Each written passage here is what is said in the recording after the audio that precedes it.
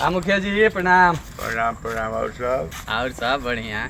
तब 10 दिवाली के घर उर सफाई हो गई। तारा खानी बाण बनी गया कि हम साफ करे, मेहरारू साफ करे ले। हाँ तो ठीक है, बस साफ करे ले तो जब बांस करी तो बुझिया। मैंने काहे बांस करी, उपाय बा।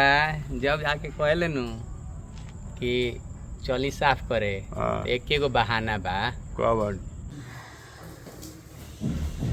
काजी रउआ इतना आराम से सुतल बनी आ दीपावली 2-4 दिन बाद घरवा साफ सुथरा ना होई का? चली तो मिल के दोनों आदमी घर द्वार साफ सुथरा कर जाओ। बुझाते नहीं कि इतना आराम से सुतल बड़े, काम के चाबे चिंता नहीं के साफा।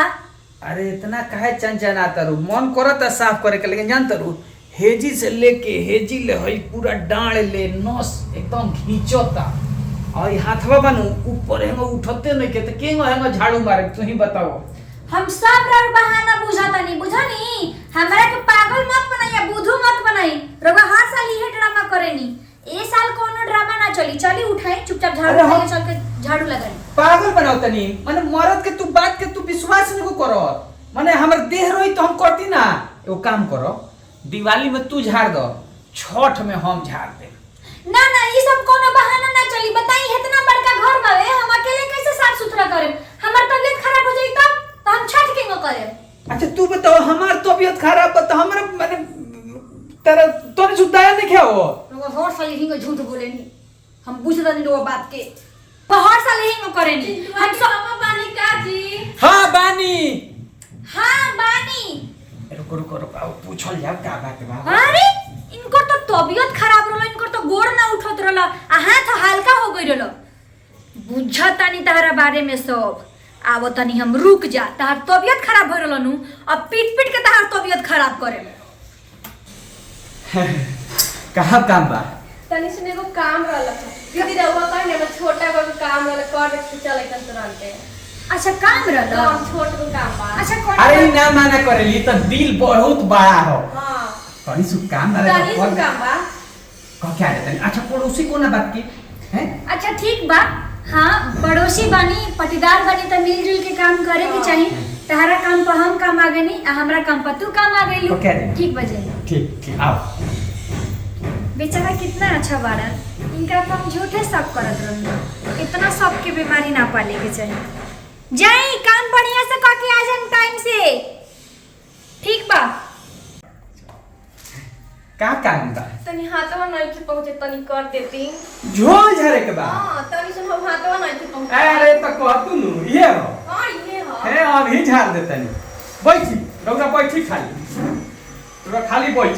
हां बैठे बा। अरे हम जितना अच्छा झोल झाड़ देवे नी अच्छा ओतना कहाँ केहू झाड़। बताओ ये कौन बड़का काम होता है? अभी ले ना बोलन, 3 घंटा हो गई घर से गईला। कहले है कि छोटी चुकी काम बा, आ हाथना बड़ काम बा।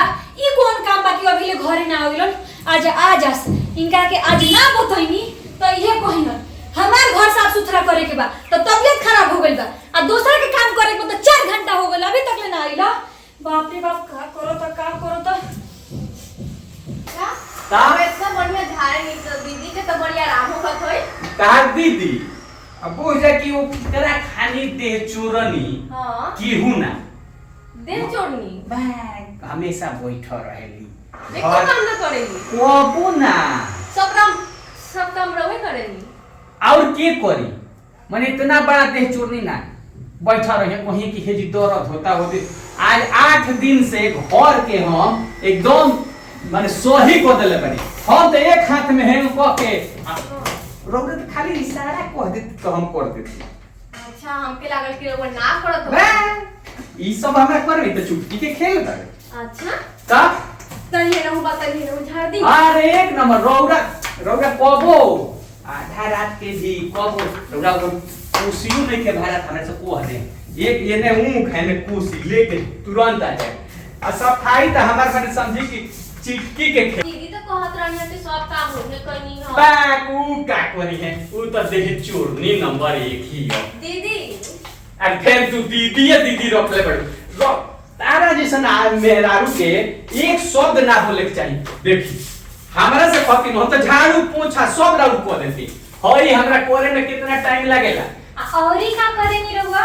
अरे आवरी का सब घर में उ है, उ तो समझा कि तेल लगा के बैठल रहेली, उनकरा कोनो और दोसर काम रह गइल बा। दिवाली के सफाई अगर केहू कइले होई हम ही कइले होके। आ देखिए तो बड़ा देह चोरनी और मेहरारू बड़ी जी। मेहरारू समझी कि हमरा कहां से करम है, हम तो ओकर मुंह ना देखे के चाहत रहनी, लेकिन पता ना कैसे हमरा करम कहाला ना, ई करम में जो लिखाई होते तोने होई, लेकिन आवाज हमरा मेहरारू खाली रौरो में एक मतलब मिमिक्री करनी ना, हमरा मेहरारू खाली एकदम आवाज निकाल देता नहीं। काजी कौन काम होता? ना ई कहली है तो हाथ ना लपटला, मालिक पटीदार है तो पड़ोसी के हेल्प करे के चाहिए ना। अच्छा थोड़ा सा काम रहनु। हां ना तनु सब काम रहला। 3 घंटा हो गए ना कर 3 घंटा ना होई। घरे चली। हां चली घरे। चलो चली चलो चली देखत का बनी को देखत है हमारे ठीक हो तो दिवाली में मेहरारू की ना पड़ोसी के नहीं आज बात तो बहन चली। अच्छा ठीक चली चलो ओके। अच्छा वो का करता रे सब काम कर देनी मतलब पट्टीदार है नहीं। चलो घरे अब दीपावली के सफाई हम करें। अरे ये का चलो अरे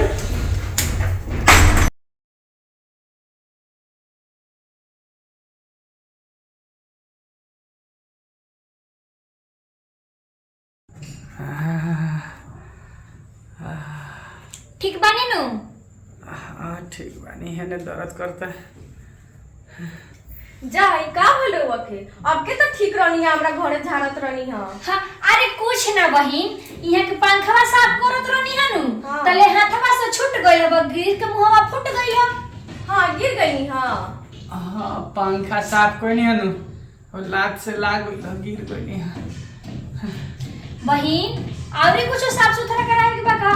तनी सुन रलक है तो अरे ना दिवाली का सफाई हो गई, अब हमरा से हुई कुछ ना ना तनी जाए बहन के तनी एथी हेल्प कर दी बेचारी के। ना रह माफ करी रह दी कोनो बात नहीं है, हम कर लेम अपने से।